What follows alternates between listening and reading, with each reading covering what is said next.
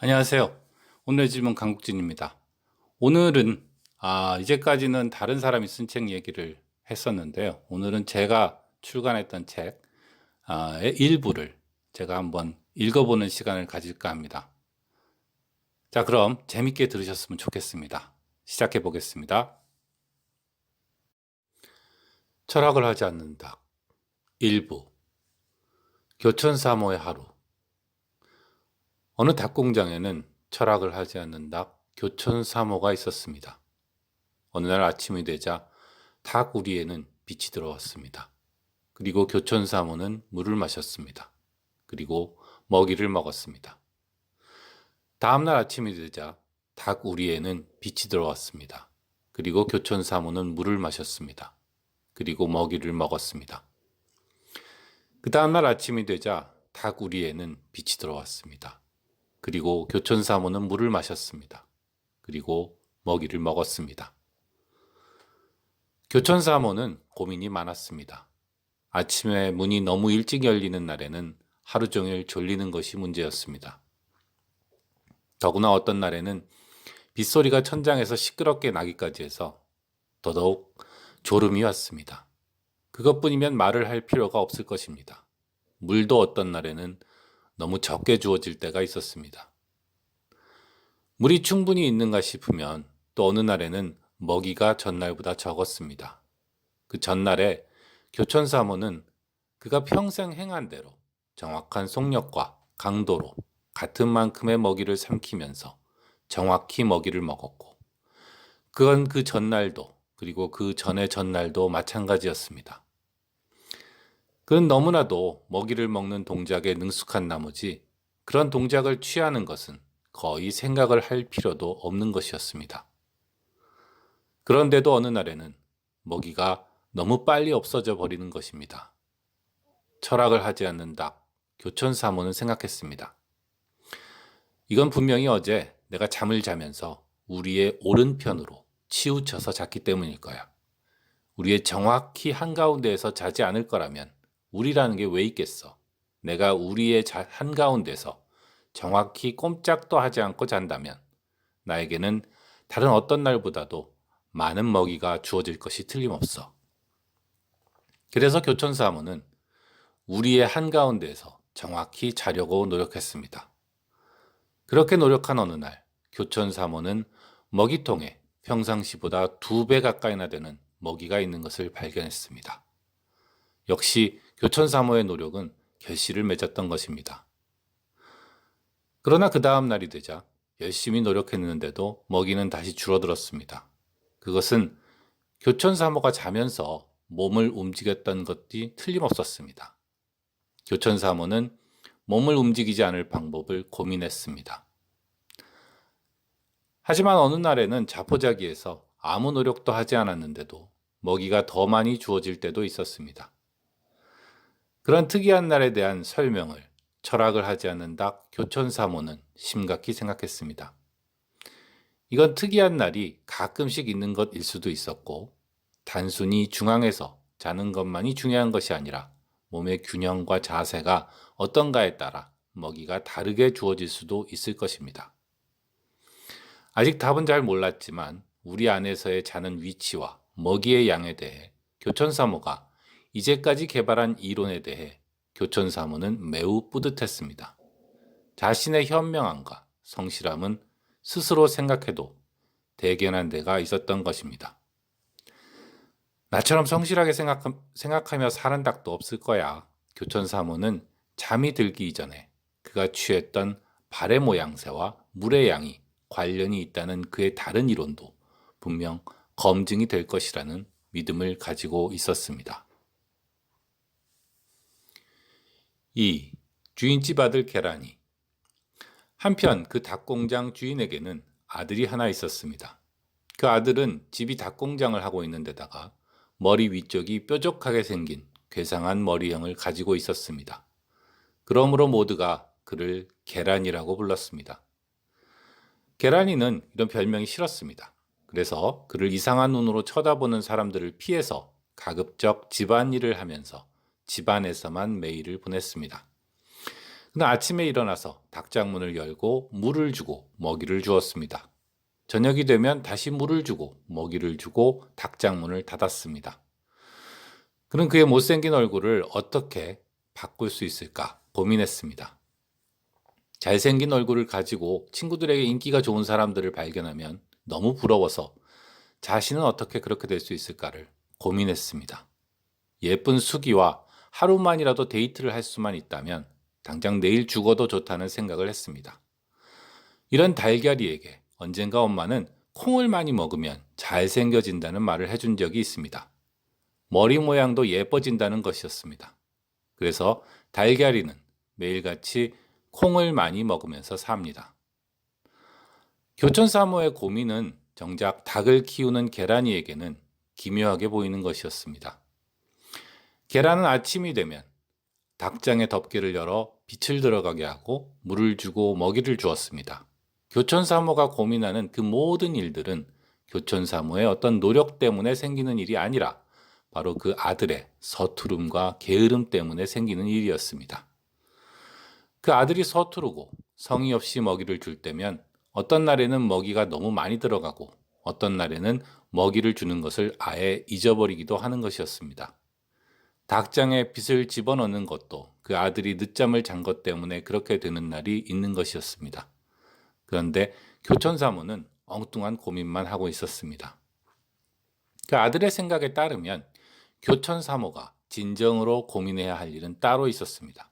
그것은 교촌사모가 있는 우리에 있던 다른 닭들이 한 마리 한 마리씩 없어진다는 사실이었습니다. 물론 교촌사모는 그 닭들이 닭튀김이 되기 위해 죽임을 당하고 껍질이 벗겨져서는 튀겨진다는 사실을 알 수는 없을 것이었습니다. 그러나 일단 다른 닭들이 사라지고 있다는 사실에 주목해야 마땅했습니다. 교촌사모가 어떤 법칙을 고민해야 한다면 그것은 응당 어떤 닭들이 우리에서 사라지는가에 대한 이론이어야 했습니다.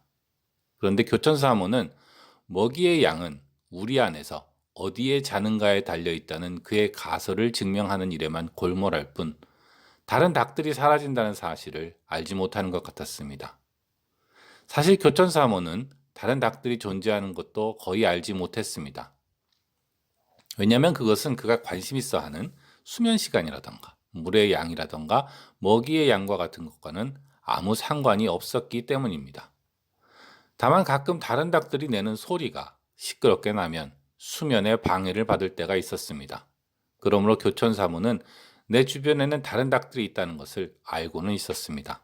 하지만 다른 닭들의 존재는 나와 아무런 관련이 없기 때문에 그런 닭의 존재가 머릿속에 들어오는 일은 거의 없었으며 그런 닭들이 사라지건 말건 별 관심이 없었습니다. 입안 가득한 콩을 삼키면서 계란이는 생각했습니다. 그 닭은 바보야. 3. 물을 주는 기계. 그러던 어느 날이었습니다. 닭공장의 주인은 물을 주는 기계를 설치하기로 했습니다. 이제 닭장에 주어지는 물은 매일 정확히 같은 시간에 정확히 같은 양으로 주어졌습니다. 주인집 아들인 계란이는 물 주기를 신경 쓰지 않아서 좋은 일이라고 기뻐했습니다.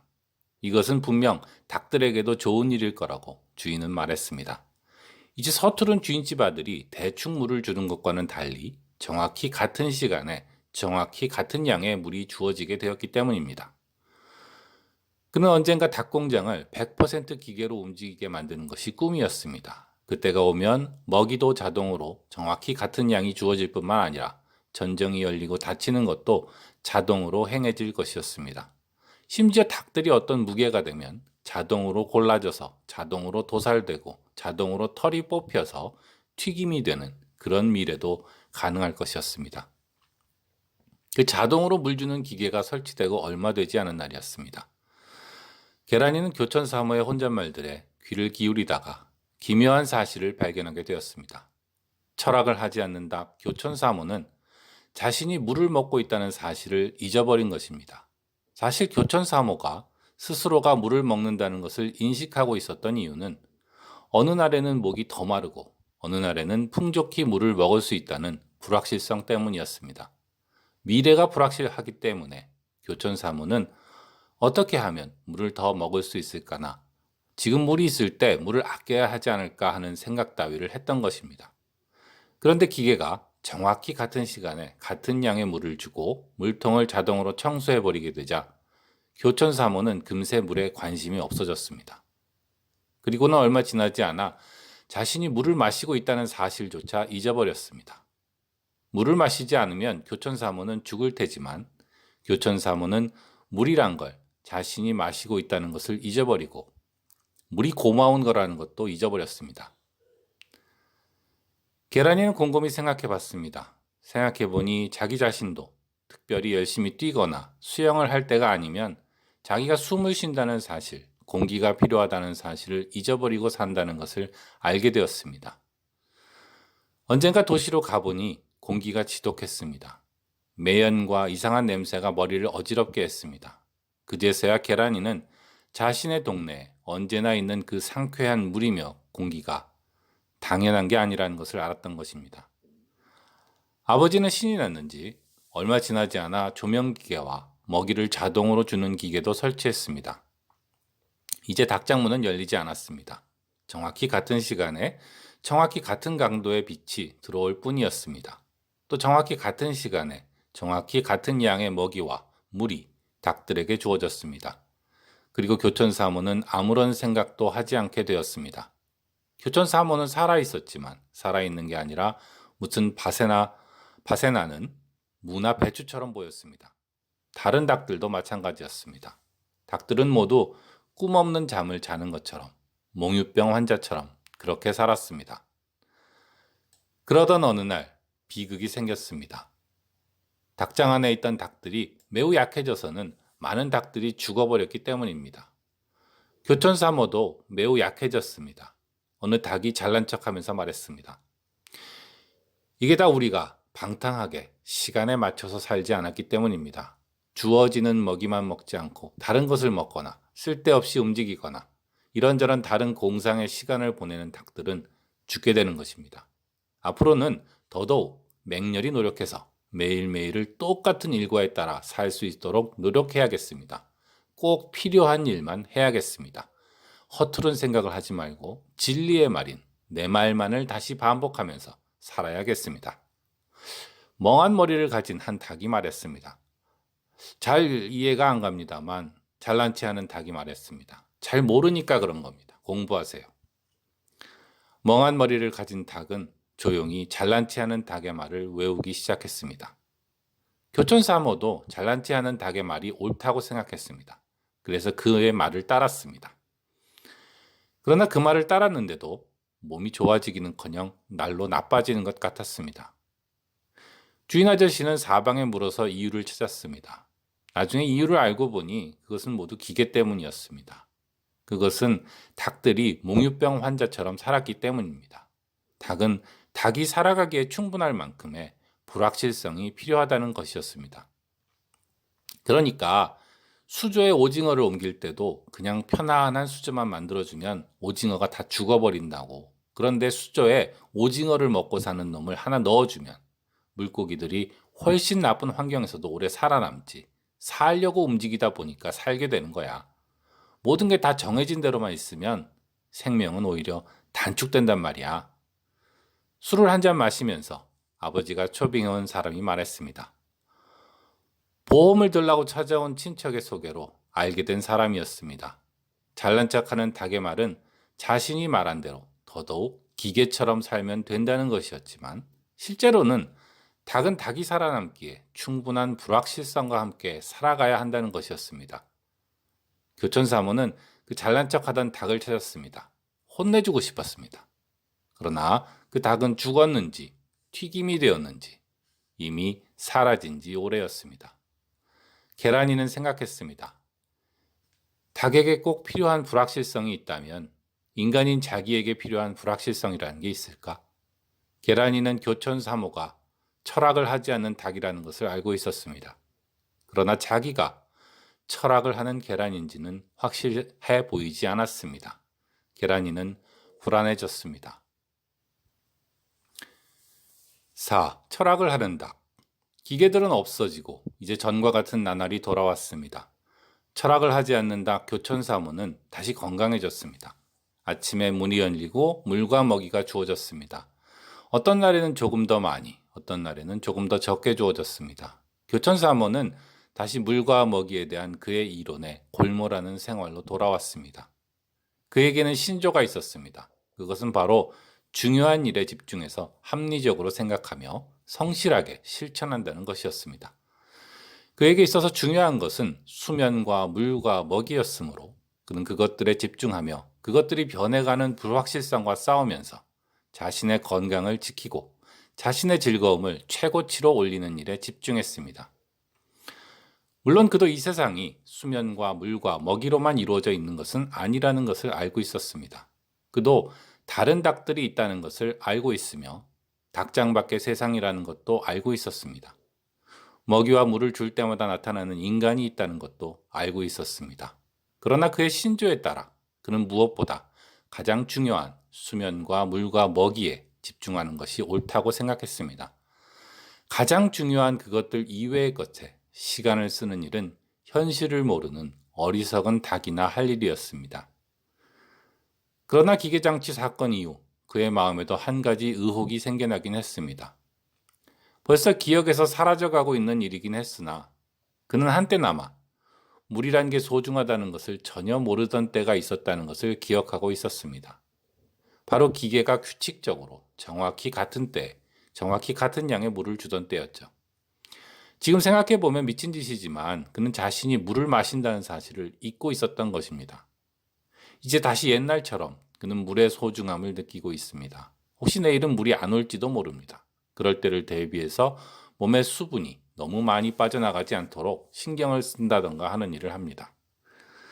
그런데 여기에는 한 가지 돌고 도는 문제가 있다는 생각이 들었습니다. 즉, 그가 물이 중요하다고 생각하니까 물에 대한 생각을 하게 되며 물 이외의 사소한 것들, 예를 들어 이웃닭이 어떻게 되더라 같은 것에는 신경을 쓰지 않게 된 것입니다. 그는 중요한 일에 신경을 집중한다는 자신의 신조가 옳다는 것을 전혀 의심하지 않았습니다. 다만 자신이 물을 중요하게 생각하는 것이 애초에 물을 중요하게 생각했기 때문에 그렇게 된 것이 아닌가 하는 생각이 드는 것입니다. 만약 그가 이웃닭이 어떻게 되는 것을 중요하게 생각했더라면 그는 이웃닭이 어떻게 사는지에 대해 더 많은 것을 알게 되었을 것이며 점점 더 이웃닭이 중요하게 느껴지게 되지는 않았을까요? 애초에 중요하다는 것은 어떤 믿음의 문제가 아닐까요? 그러나 이 정도 생각을 한 것은 교촌사모에게는 이미 한계를 넘어서는 일이었습니다. 머리가 핑핑 도는 것을 느끼며 교촌사모는 생각을 중단했습니다. 그는 횡설수설하던 이웃닭 한 마리를 알고 있었습니다. 그 닭은 너무도 조용히 생각에 잠겨 있다가는 또 일단 말을 하면 너무나 많은 말을 하기를 좋아해서 끊임없이 말을 걸어왔기 때문에 골칫거리이기도 했습니다. 그 닭은 철학을 하는 닭이었습니다. 그런데 교촌사모는 그의 말을 도저히 알아들을 수가 없었습니다. 그가 하는 말이 도대체 물이며 먹이와 어떻게 연관된다는 것인지 알 수가 없었습니다. 교촌사모는 물었습니다. 그러니까 그렇게 하면 먹이를 좀 더 먹을 수 있다는 것인가요? 철학을 하는 닭은 대답했습니다. 그렇기도 하고 그렇지 않기도 합니다. 내가 하는 말은 먹이에 대한 것이기도 하지만 먹이와 전혀 상관없는 오히려 더 중요한 것에 대한 것입니다. 그럼 그게 뭐에 대한 것인가요? 이것은 우리는 누구인가, 이 세계는 어떤 곳인가에 대한 것입니다. 교촌사모는 도무지 무슨 말인지 알 수가 없었습니다. 그는 철학을 하는 닭에게서 관심을 끊어버렸습니다. 우리는 누구인가라니, 우리는 닭이다. 우리는 먹이를 먹고 물을 마시는 닭이다.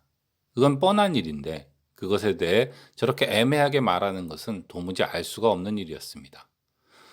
그러고 보면 철학을 하는 닭은 이미 사라지고 없었습니다. 그 닭이 어디로 갔는지 알고 있는 닭도 없는 것 같았습니다. 아래칸에 살고 있는 닭은 그런 닭이 있었다는 것도 기억하지 못하는 것 같았습니다. 그는 결국 그다지 주목을 끌던 닭은 아니었던 셈입니다. 교촌사모도 복잡한 생각은 그만두기로 했습니다. 허무맹랑한 생각보다는 합리적인 생각을 해야 할 때이고 성실하게 하루하루를 살아가야 할 때였습니다.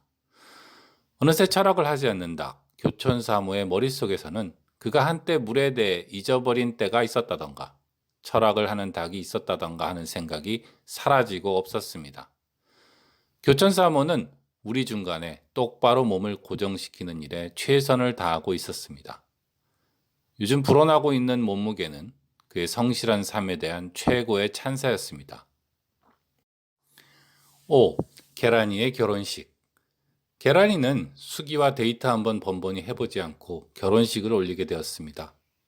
계란이는 처음에는 너무 좋아서 어쩔 줄을 몰랐지만 왠지 시간이 지남에 따라 이따금 갑자기 어딘지 모르게 쓸쓸하다는 생각이 들기 시작했습니다. 사정은 이랬습니다. 수기를 쳐다보면서 어쩔 줄 몰라 하는 아들을 알고 있었던 계란이의 엄마는 혀를 차더니 계란이에게 수기가 그렇게 좋으냐고 물었던 것입니다. 수기한테 장가라고 들고 싶은 거냐? 장가라니. 그냥 데이트만 한번 해봐도 소원이 없다고 생각했던 계란이. 날마다 콩을 먹으면서 얼굴이 잘생겨지면 언젠가는 수기와 이야기라도 한번 해볼 날이 올지도 모른다고 생각한 계란이는 결혼이라는 말을 듣자 머리를 누가 망치로 때린 것 같은 느낌이 들었습니다. 자기는 감히 그런 생각을 해본 적도 없었던 것입니다. 얼굴이 빨개져서는 우물쭈물 계란이는 말했습니다.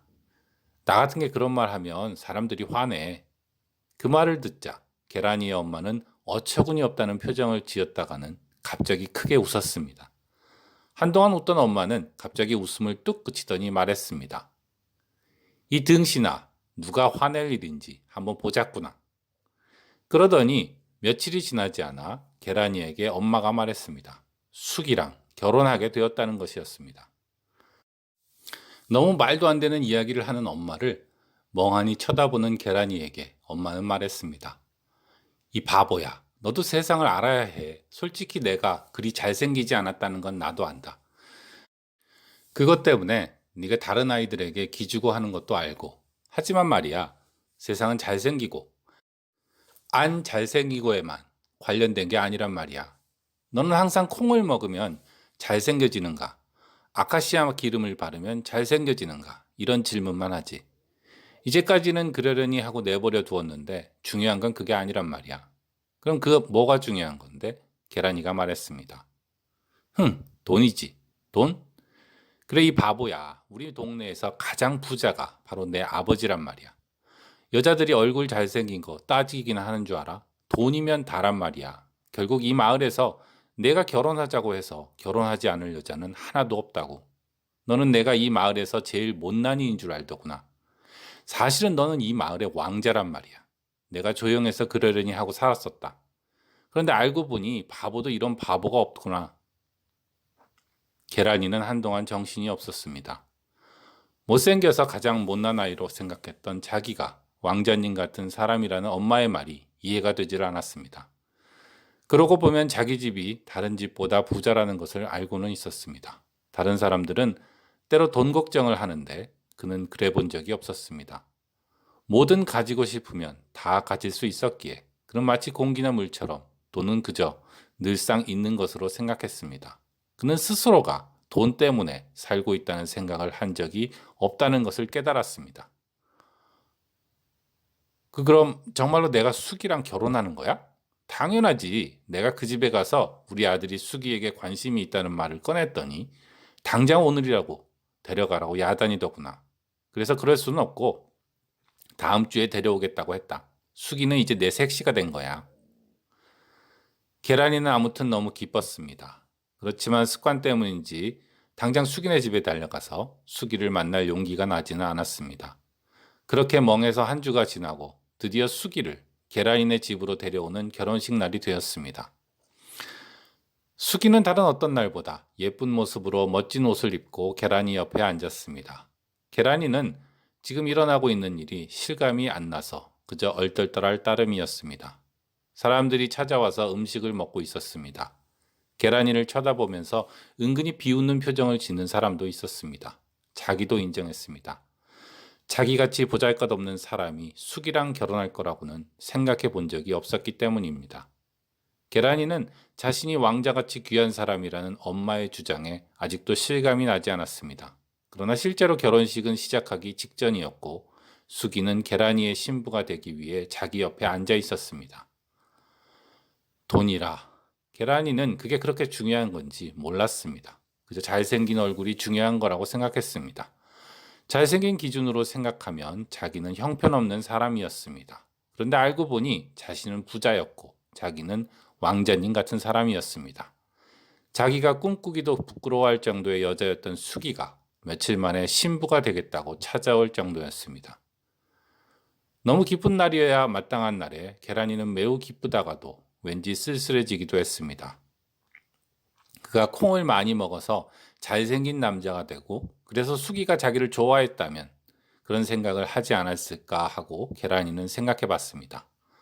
적어도 그것은 자기 노력의 결과이기 때문입니다. 자기 돈 때문에 수기가 자기를 좋아하게 되었다는 것이 어떤 의미인지 피부에 와닿지 않았습니다. 계란이는 탁자 위로 눈을 돌렸습니다. 거기에는 먹음직한 닭튀김이 있었습니다. 바로 어제까지만 해도 살아있었던 철학을 하지 않는 닭 교촌 3호였습니다. 튀김이 돼버린 교촌 3호를 한동안 쳐다보다가 계란이는 수기를 다시 쳐다보았습니다. 수기는 이제 매우 달라 보였습니다. 수기가 나쁜 여자라는 생각은 들지 않았습니다. 사실 우리 마을 여자들은 다 그렇게 결혼한다고 합니다. 계란이만 낭만적 사랑 운운했을 뿐 결혼할 때가 되면 부모가 정해준 남자, 특히 돈이 많은 남자를 골라 결혼하고 애를 낳고 그렇게 결혼하는 것이 아주 당연한 일이라는 것입니다. 그의 엄마도 그렇게 결혼했다는 것입니다. 다만 계란이는 생각했습니다. 나는 잘생겼냐, 잘생기지 않았냐라는 질문이 가장 중요한 것으로 생각했다. 그런데 알고 보니 돈이 있냐, 없냐 하는 질문이 더 중요한 거라고 엄마가 가르쳐 주셨다. 수기를 다시 쳐다보았습니다. 꽉 담은 입이며 예쁘게 처진 눈꼬리를 쳐다보니 왠지 계란이의 삶이 앞으로 어떻게 펼쳐질지 당장 알 수 있을 것 같았습니다. 이렇게 결혼하고 이렇게 아이를 낳고 이런저런 역할을 하면서 늙어갈 것입니다. 그리고 아버지가 그러했듯이 자기 아들이 누구와 결혼하는가 하는 것은 내 아내가 결정할 것 같았습니다. 그런데 그게 끝일까? 엄마가 가르쳐 준 것이 끝일까? 돈이 있냐 없냐 하는 질문에 비하면 잘생겼냐, 잘생기지 않았냐 하는 것이 중요한 질문이 아니라면 어떤 다른 질문이 있어서 그 질문이 돈이 있냐 없냐 하는 질문보다 더 중요한 것일 수도 있지 않을까? 탁자 위에 튀김이 된 철학을 하지 않는 닭 교촌 3호가 보였습니다. 철학을 하지 않는 닭은 그저 죽어서 닭튀김이 되었을 따름입니다. 자기의 운명에 대해 전혀 알지 못한 채 말입니다. 닭이 닭이기 위해서 필요하다는 불확실성에 대해 계란이는 다시 생각해 보았습니다. 자기는 너무 좁은 집안에서만 머물면서 생각하지 않는 닭처럼 된 것은 아닐까 하는 생각도 들었습니다. 계란이는 다시 고개를 돌려 수기를 보았습니다. 잠시 후 계란이는 수기에게 말했습니다. 미안해.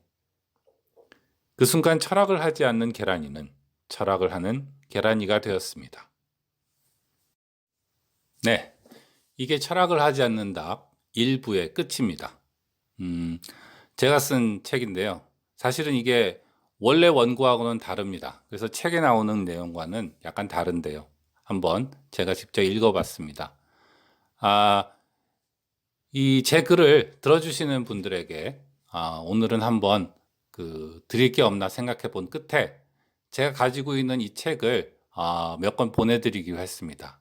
그러니까 이 책에 관심이 있으신 분은 저에게 답글을 달아주시거나 이메일을 보내주시면 선착순으로 8분에게 책을 보내드리도록 하겠습니다.